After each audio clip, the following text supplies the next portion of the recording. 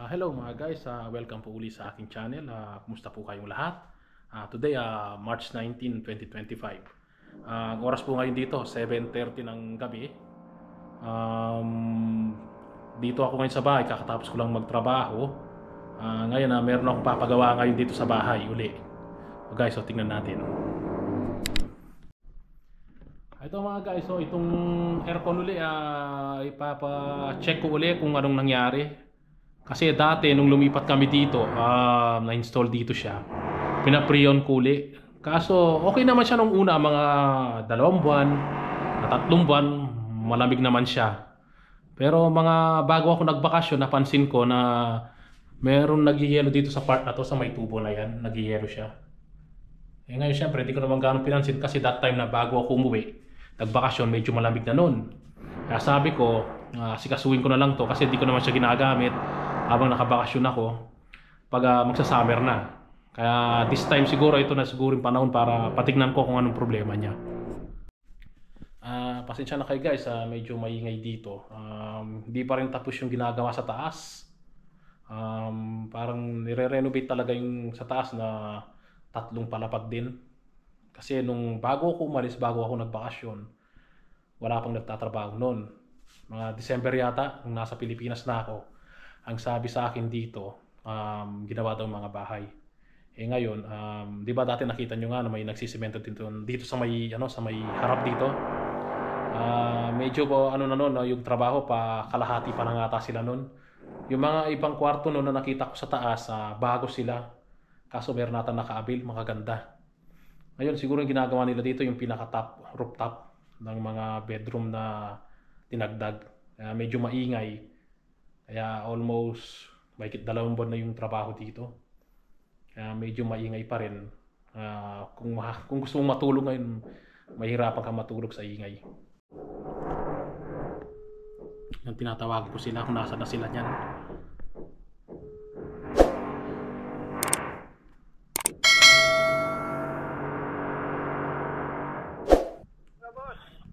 Hello, kumusta? Saan ka na? Nandito na ako sa bahay. Nasaan na kayo? Sige, punta lang ako dyan na. Medyo mga ilang minuto lang.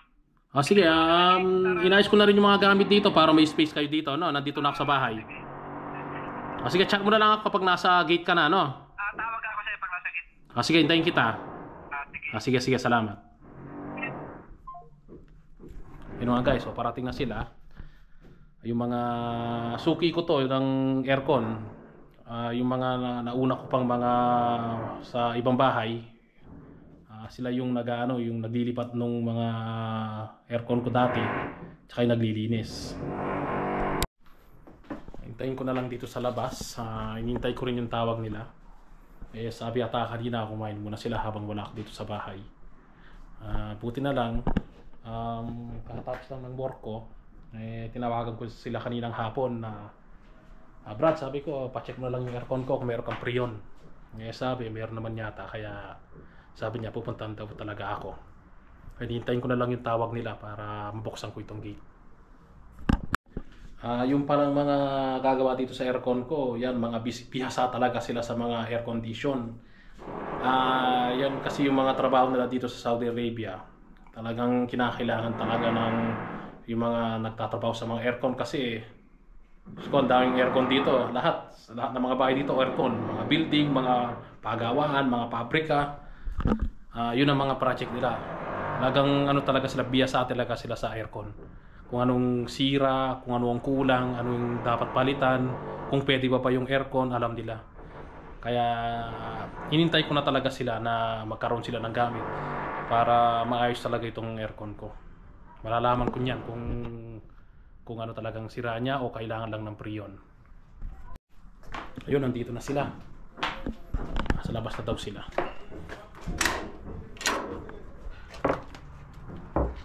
Kumusta? Balita? Dito na yung bahay ko. Kumusta? Yun. Long time no see. Kumusta? Yun, may dala na kayong pre-on. Yun. Malalaman natin kung ano talagang sira nung kung may sira yung aircon o kulang lang talaga. Ligtasin natin yan. Nalik siguro talaga. Ito yung bahay namin ngayon. Ito yung nilipatan namin. Buksan to para Ibig sabihin na dito na kayo sa labas, yung sa exterior, no? Marumi yung exterior, Brad. Kasi yung mga nagtatrabaho sa taas. Dito ano? Filter lang yun. Oo. Kunin natin yung hagdan. Sige. Ito guys, tinitignan yung exterior. Ito yung mga gamit nila. Ito na yung preyon, ito yung nakuha nyo? wala ka palang access? Wala kang access doon? Nadaan? Wala, ganyan lang yan. Ano to? Hindi ito manuhan. Ganyan lang. Hindi tayo malaglagan dito. Hindi naman, ngayon wala namang nalaglag naman ngayon, wala. Mga bato ba? Baka malaglagan tayo ng hollow block. Oo nga, yung pero yung 2 days ago, di sila nagtatrabaho. Tapos, bagmula kahapon, di na sila nagtrabaho dyan. Dito naman sila. Maingay dito, 2 buwan na. Mon, baka bumagsak ka. Yan no? Gaunti lang yan.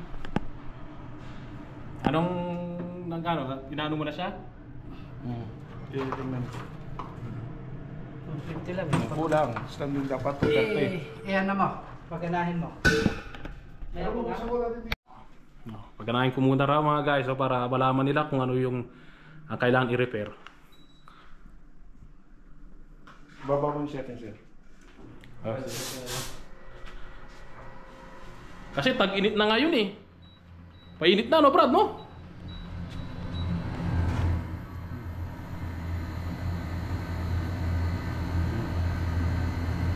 Hindi na nga yan lalamig. Bakit? Ilan na lang? 35 na lang. Dapat ito 120, 130. Hindi, kaya pala, no? Okay, kinarga. Kailangan talaga ng karga, no? Oo, kaya yan eh Kaya lalamig. sinabing okay na, malamig pa nun. Malamig Oo. yung panahon. Kasi Kaya kung sabi hindi, niya, tapos malamig. na yan. O sabi niya raw, naka-ano that time, okay na raw, standard na raw. Di ko naman kasi alam yung ganun. Dapat kasi yan, ang standing pressure niyan, dapat 230 ka agad. Gawin mo. 230. Ganun lang eh. Pero yan, makukumpleto ngayon. Buksan na lang to. Ito, bubuksan ko dito. Ligpisin mo. Tapos ligpisin ko rin dito. Pero maging okay naman yan. Oo. Wala, hindi na yan. Di ibig sabihin, alam nyo na kung anong sakit niya. Kung wala itong neck, kulang talaga, kulang sa preyon. Hindi yan nilagyan. Naglagay, hindi kinumpleto kasi malamig pa nun. Sabi kasi standard nun eh. Pero sabi ko, that time mainit din, ano?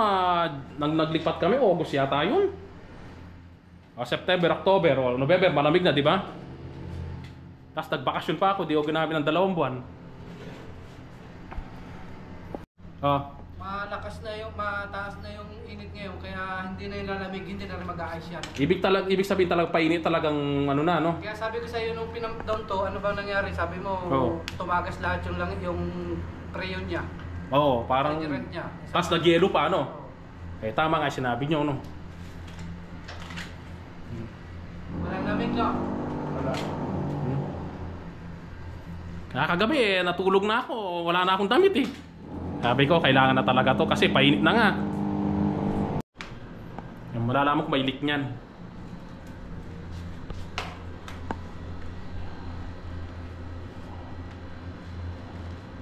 Kargahin, nag-iirin. Ha? Kargahin mo.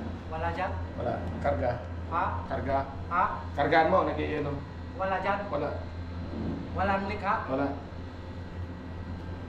Hindi nila kinargahan kasi malamig yung panahon noon. Kinarga naman, nakita ko talaga ng kinargahan. Kaso sabi, standard daw. Tsaka namamadali rin yung ano. Para sa akin, okay naman ang una. Tapos natanggal na lang lamig. Ay, saya pakita mo sa kanya pag mawala yan, pag nasa tamang karga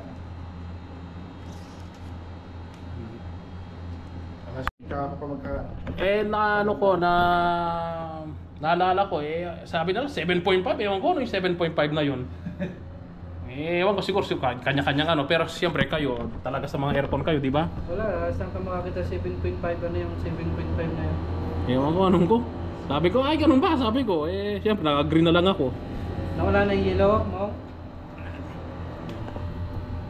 Nawawala na. Ano yun na meron? Ibalik natin yung tamang original na karga niya. Oo.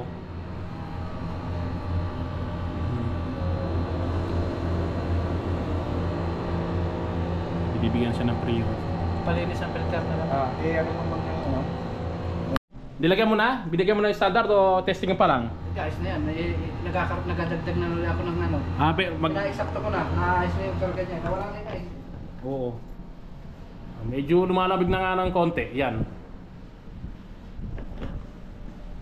Sana yung hindi na ano, yung hindi na mag-ano uli. Basta maganda, tingnan check nyo na lang kung meron siyang leak o wala, no?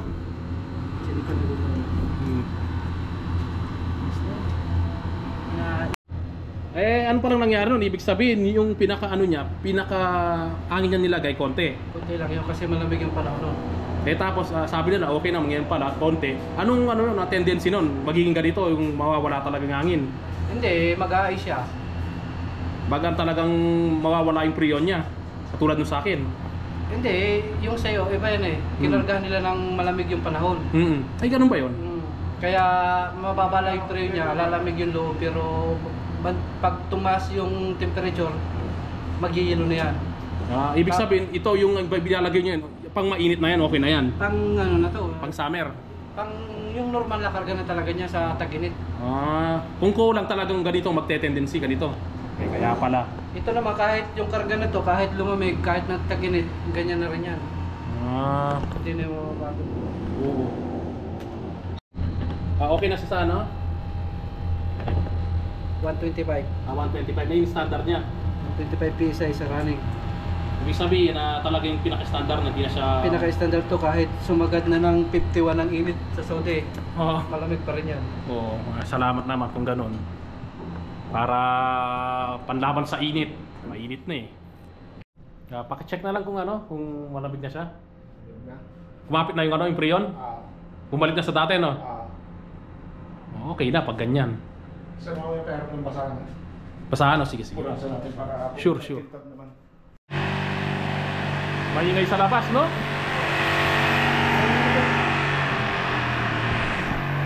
Hindi ka talaga makakatulog. Patay mo na?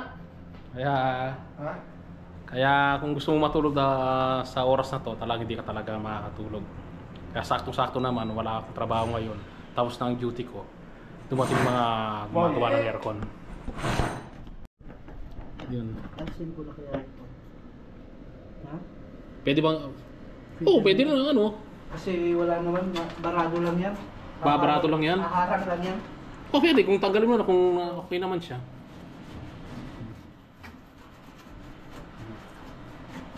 Dati nililinis ko yan sa vlog lagi, no? Oo. Linis-linis.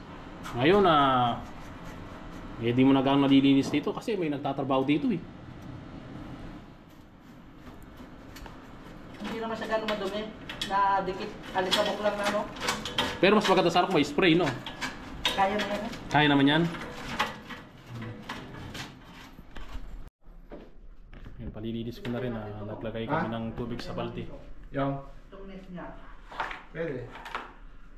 Kung ano naman. Hindi, huwag na. Ayos na, mabubuksan ko na. Suporta din. Pag mainit na, marami kayong ano niya, no? Mga maintenance, no? Yan, nag-aumpisa sila.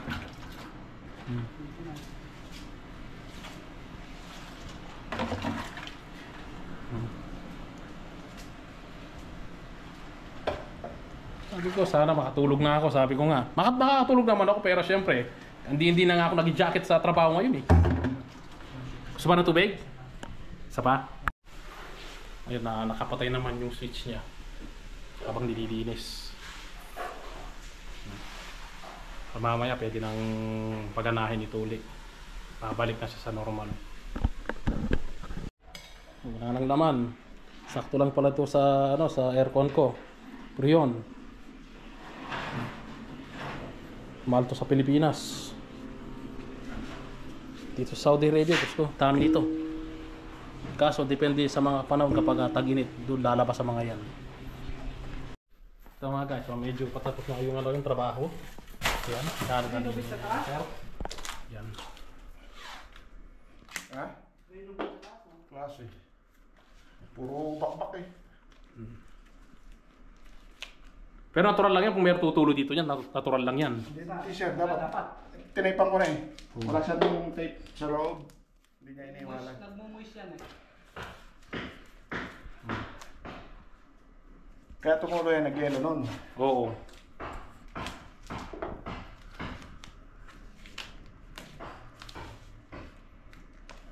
Dito pala magbabagsak kasi sakit sana, no? Tumigil siya. Patapos na pala, no? Basta ang naging problema lang talaga yung prion, no? Na ano lang talaga, substandard pagkalagay, no? Ayun, okay na pala yan.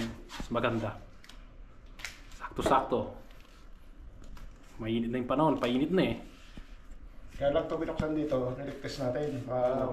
Kung meron siya, walang ano, singaw, no? Kasi sayang backjab. Kung hindi natin ito titingnan. Backjab ka pa, sayang pa rin, sayang trabaho. Wala din kung hindi mo tinesting, no? Oh, guys, so tetestingin na. Tapos na yung ano sa labas. Pinaglagay ng freon. Ngayon tetestingin na raw para malalaman. Malinis din, no? Open ko na dito, ano? Sige. Yan. Yan. On ko na siya. Okay, 1, 2, 3. 16. 16 yan. Ilagay ko na sa 16. Nagano pa siya. Yun. Tahimik pa naman tong aircon kong to. Bago sa rin eh. Oo.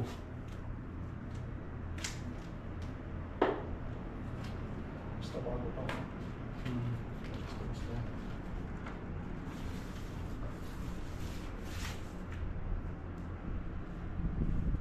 Yun o, parang bagong ano bagong bili Lamig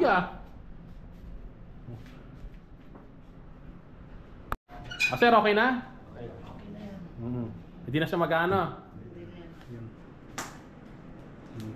Yung mga gamit nyo dyan, baka may maiwan Sayang naman kasi babalik pa kayo dito, mapapalam pa kayo sa mga gamit.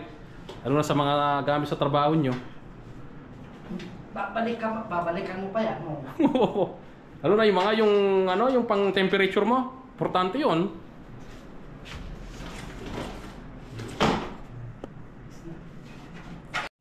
Ayan.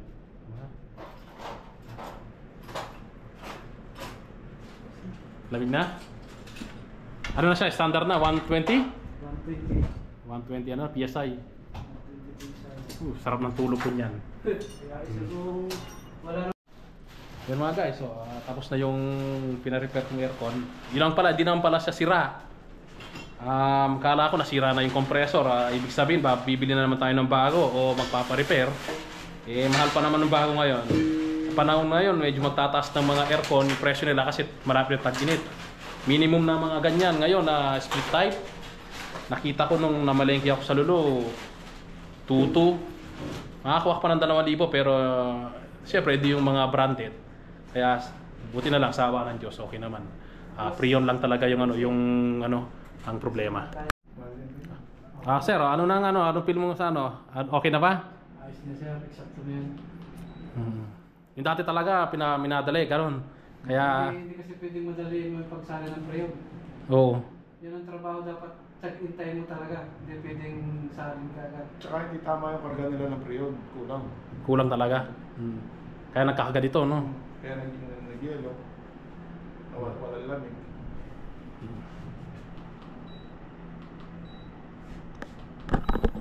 Ayun mga guys, so ano sinabi ng mga technician talaga ng mga aircon, mga kasama ko dito, mga tropa. Kapag daw nagpapalagay kayo ng freon, hindi talaga madali yan. Kailangan talaga may sukat talaga, no? Yun ang sabi nila. Kasi tignan mo yung nangyari sa akin. Yung sa akin naman, siyempre, wala naman akong alam noon that time. Pero okay naman siya, 2 months. Pero nang bago ako nagbakasyon, medyo na may nararamdaman na ako na medyo humina siya. Ayun pala, kulang pala siya sa freon. Kasi meron silang gauge na tinitignan. Kanina, instead na 120 PSI, ilan na lang kanina? 35 PSI? 35 pesos. O 35 na lang. Talagang pawis ka talaga sa sa kwarto. Maganda ko, tingnan mo. Sige. Sir, okay na talaga. Okay na, no? Wala nang problema. Thank you rin. Kapag merong issue, sige lang. Sir, hindi ko masyadong nag-iisapin. Sige, ako nang bahala dyan. No problem. Basta may issue uli. So, tawagan mo lang ako. Sige. Oo naman. Regular customer. Syempre, yun lang talagang paglipat kasi nakabakasyon ka nun, di ba? Salamat, sir. Sige. Ingat kayo Susunod na lang uli. Salamat sa serbisyo. Sige, sir. Sige, chat na lang po anything happen, no? Sige, salamat, no? Ingat kayo. Susunod uli. Sige. Ayun mga guys, umuwi na sila. Yun, salamat naman yun na nagawa na yung aircon ko uli. Yun, bumalik na uli sa lamig. Kasi kailangan talagang ayusin talaga kasi mainit na, medyo painit na talaga. Kaya kapag nagtatrabaho ko ngayon kanina, di na ako naka-jacket. Naramdaman ko na medyo yung init kaya sabi ko kailangan ko na talagang ipaayos tong aircon ko kung ano talagang nangyari. Ito na siya guys. Yan. Lamig na. Yun. Yun, sinara na rin yung pipe. Mamaya tatakpan ko na nga rin yung karton, yung kanina, tsaka yung board na puti. Testingin ko muna siya. Yan, so parang lamig-lamig. Yan. Yun mga guys, tapos na itong aircon. Buti na lang nagawa siya. Yun, back to normal na, malamig na uli. Tinecheck ko pa. So para okay naman siya. Kasi iniisip ko rin na kung masisira na naman to, paglalaan na naman ako ng mga 2,000 to 2,200 riyal para mapili ng sprit. Syempre kakabakasyon lang natin. More than 1 month pa lang ako nung nagbakasyon. Syempre kung maglalabas ka ng ganung pera, medyo masakit din yun. Buti na lang nagawa siya. Yun lang ang talaga yung problema. Ang sabi nila kulang lang talaga sa prion. Nung tinignan nga nila, nung unang check nila, nasa 35 PSI lang. Sabi nila, kasi mga technician talaga sila. Yung trabaho nila sa mga kumpanya, sa mga aircon, kaya alam na alam nila. Yun, nilagay nila yung standard 120 PSI. Kaya sabi ko, salamat naman na nagawa ng aircon ko. Ngayong pagdating ng summer, hindi na ako mag-iisip na maiinitan na naman ako dito sa may kwarto ko. Buti na lang, okay na siya. Guys, yung palang ang labor ko sa binayad ko sa may technician na gumawa sa aircon. Binayaran ko lang yung prion tsaka yung labor. Okay naman yon kaysa sa bibili ako ng bago. Salamat naman, naging okay naman. Aabot ng 34,000 pesos kung bibili na naman ako ng bago. Buti na lang yun, nasave yung 34,000 pesos. Equivalent sa sa 2,200 riyal. Sa Philippine peso, 34,000 pesos. Buti na lang na-save. Salamat naman. Ayun mga guys, yun na muna yung vlog natin sa gabing ito. Salamat po sa mga nanood, nag-like at nag-subscribe, and see you in the next video.